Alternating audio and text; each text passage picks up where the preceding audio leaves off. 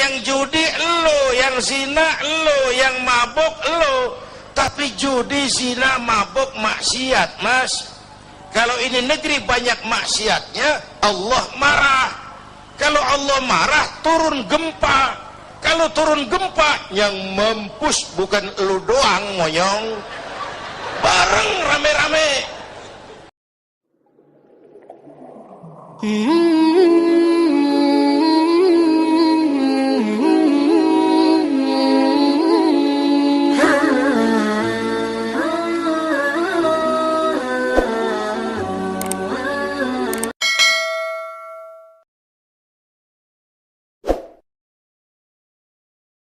Korupsi, dulu korupsi katanya di bawah meja, sopan malu-malu. Kemudian maju, korupsi di atas meja, terang-terangan. Sekarang meja-mejanya dikorupsi. Bukan lagi atas meja, bawah meja, meja-mejanya disikat sekalian. Dan celakanya di mana-mana tuh tukang sunat merajalela.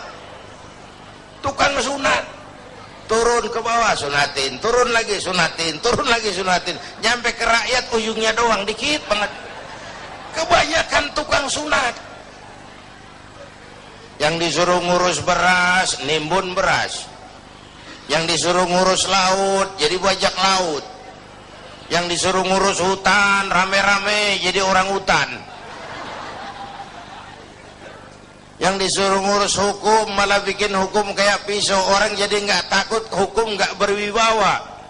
Mestinya kalau kepolisian, kejaksaan, kehakiman bekerja bagus, KPK nggak perlu ada. Ya, itu kan ad hoc. Dibentuk KPK karena kinerjanya nggak memuaskan. Nah, satu saat KPK nggak perlu kalau polisi, jaksa, hakim kerjanya cakep. Ya, ya. Ini kan negeri kita udah kebanyakan tim ini. Muncul masalah, bukan diselesain, bikin tim. Bikin tim, bikin tim. Urusan kagak rapi, tim makin banyak. Bapak Ibu hadirin yang saya hormati, oleh karena itu setiap kita punya tanggung jawab moral. Paling tidak mencegah diri kita jangan ikut dalam korupsi pada tingkat kita masing-masing. Itu yang pertama saya kira, jihad menghadapi korupsi. Yang kedua, jihad melaksanakan amar ma'ruf nahi munkar. Ini penting. Sebab kalau yang ma'ruf jalan, yang munkar jalan, yang munkar itu mengundang murka Allah. Kalau murka Allah turun, bencana nggak nimpa yang zalim saja, yang baik-baik kena jatahnya. Saudara makan nangka kena getahnya, itu resiko. Saudara nggak makan nangka kena getahnya, itu sial namanya. Kan nih sekarang nih di masyarakat ada nih orang kalau dibilangin ngomongnya begini, biarin aja, yang mabok gue, yang judi gue, pakai duit gue main di rumah gue, urusan apa sama orang? Yang zina gue, yang bayar pelacur gue, mau enak mau penyakit urusan gue. Lu ngapa jadi repot? Ada tuh orang kalau dibilangin nyautnya begitu. Ada nggak? Yang mana?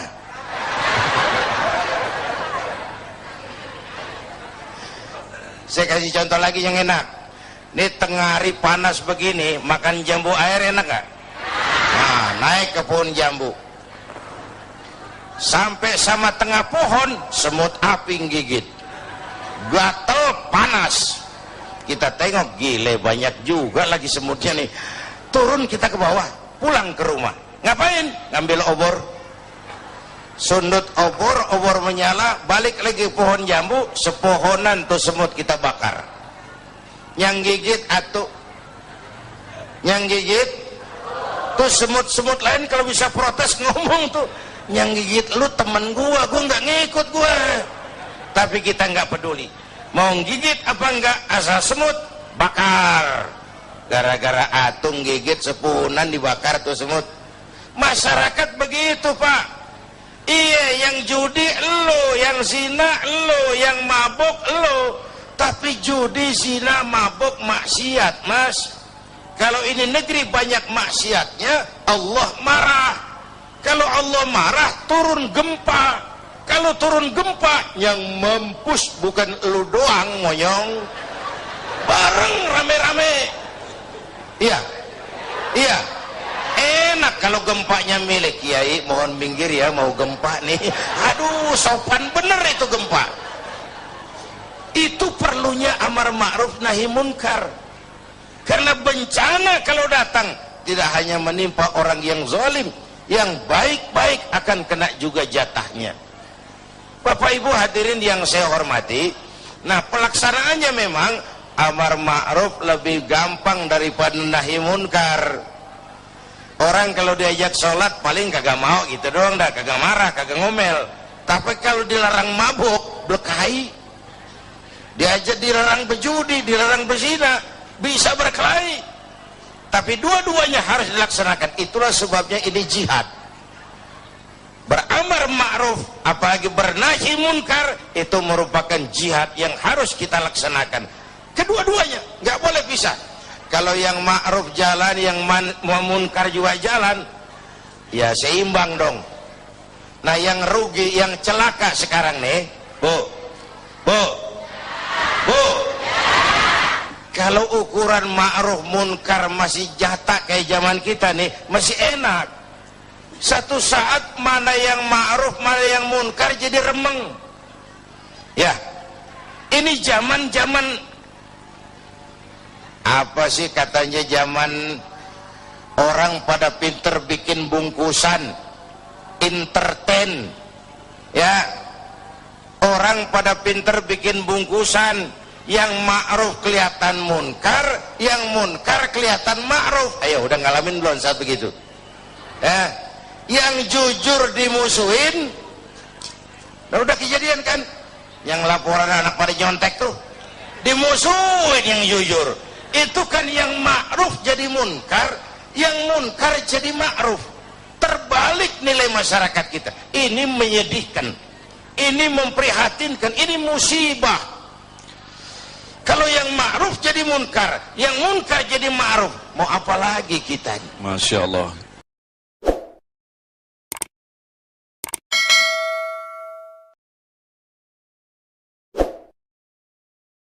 Masih pada jihad yang ketiga, yaitu jihad melawan kemiskinan dan kebodohan. Ini Rasulullah mengajarkan salahu ummati bil ilmi wal mal. Umatku hanya bisa menjadi baik dengan ilmu dan harta. Artinya dengan pendidikan dan ekonomi. Maka menghadapi kemiskinan dan kebodohan juga harus dengan melaksanakan semangat jihad. Nah, tiga jihad ini pasti ada resikonya. Tidak ada perbuatan yang tanpa resiko. Tidak ada perbuatan tanpa resiko. Mau jadi pohon tinggi harus berani ketiup angin. Iya. Iya. Takut angin, jangan jadi pohon tinggi. Jadi rumput. Enggak ditiup angin, cuman diinjak kebo. Enggak ada perbuatan tanpa resiko. Makin tinggi nilai kepemimpinan, makin tinggi resikonya. Karena itu pemimpin bukan hanya punya konsep, tapi harus berani resiko. Konsep bagus tapi nggak punya resiko, nggak berani ngadepin resiko, ya jalan di tempat, Pak. Nyanyi di gurun pasir, kedengarannya doang merdu, kenyataannya kagak ada.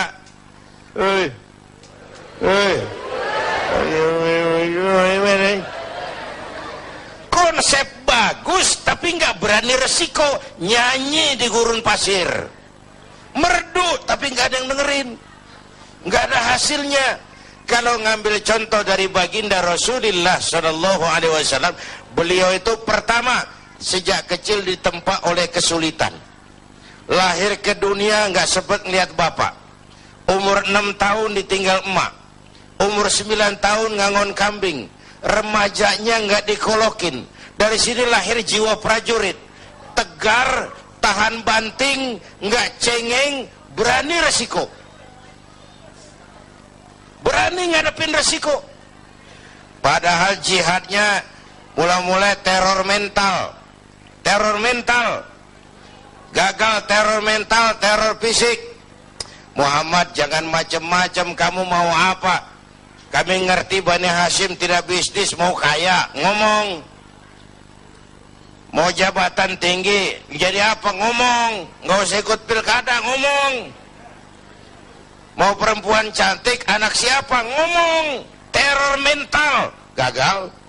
Teror fisik, gagal. Kenapa? Beliau siap ngadepin resiko, berani. Sekali kaki melangkah ke depan, pantang surut mundur ke belakang. Itu namanya pemimpin. Jangan cuma ngatur penampilan pemimpin mah, berani resiko.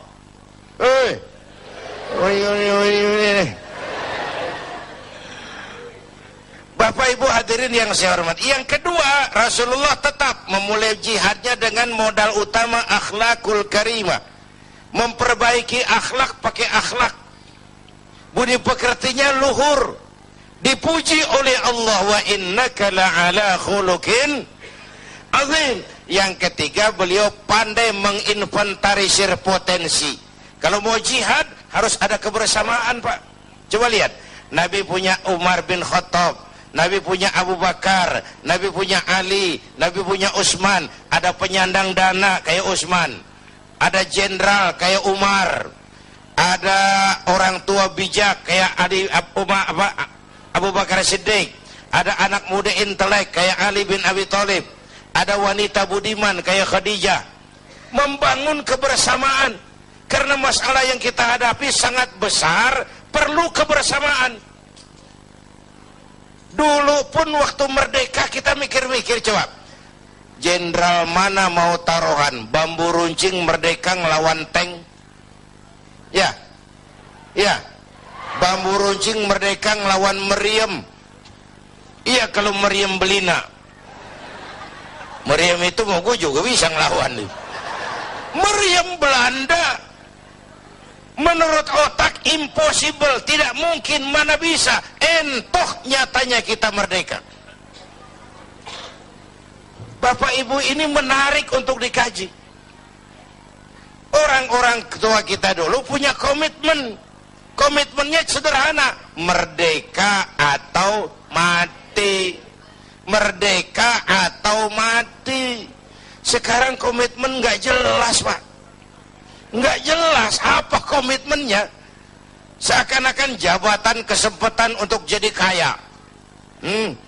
Apalagi akibat koalisi sekarang ini, semua juga buat kepentingan partai-partai politik. Makanya untung saya udah mundur dari politik. Dulu zaman jahiliyah saya ngikut.